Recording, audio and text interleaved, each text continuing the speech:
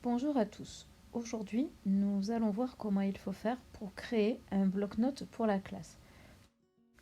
Tout d'abord, il va falloir ouvrir l'application Teams.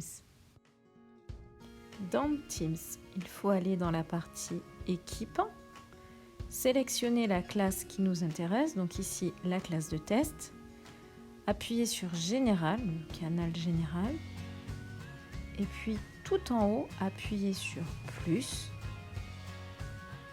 Et ici, on va pouvoir créer le bloc-notes de la classe. On va appuyer sur Configurer le bloc-notes. Et puis, nous allons choisir de partir d'un bloc-notes vide. Quand vous aurez l'habitude, vous pourrez partir d'un bloc-notes que vous avez déjà.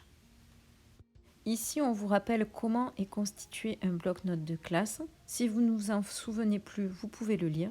Sinon, vous pouvez appuyer sur Suivant. Vous allez maintenant pouvoir personnaliser les parties de chaque élève. Donc, je vous conseille dans un premier temps de ne mettre qu'une seule partie. Il est toujours plus facile d'en rajouter que d'en enlever. Donc ici, chacun de mes élèves aura une partie dans sa section qui s'appelle Mes exercices. Donc maintenant, j'appuie sur Créer. Le bloc-notes va se créer.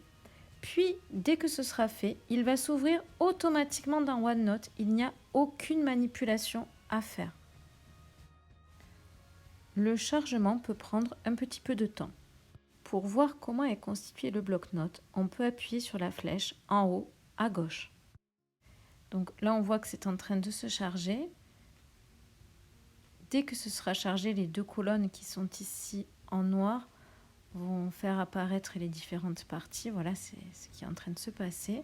Donc on retrouve bien la bibliothèque de contenu, l'espace de collaboration, la partie pour l'enseignant uniquement. Vous pouvez glisser des documents que les élèves ne voient pas pour les distribuer ultérieurement, par exemple. Et les parties de chaque élève. Donc ici, il y en a 3, élève numéro 1, élève test et pré numéro 1.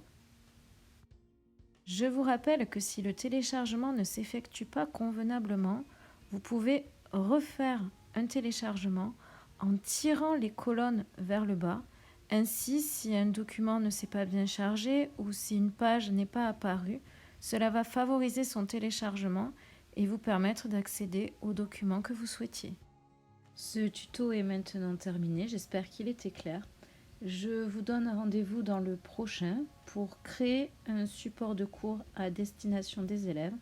Et ensuite, il y en aura d'autres pour expliquer comment on distribue un devoir et comment on le corrige. À bientôt!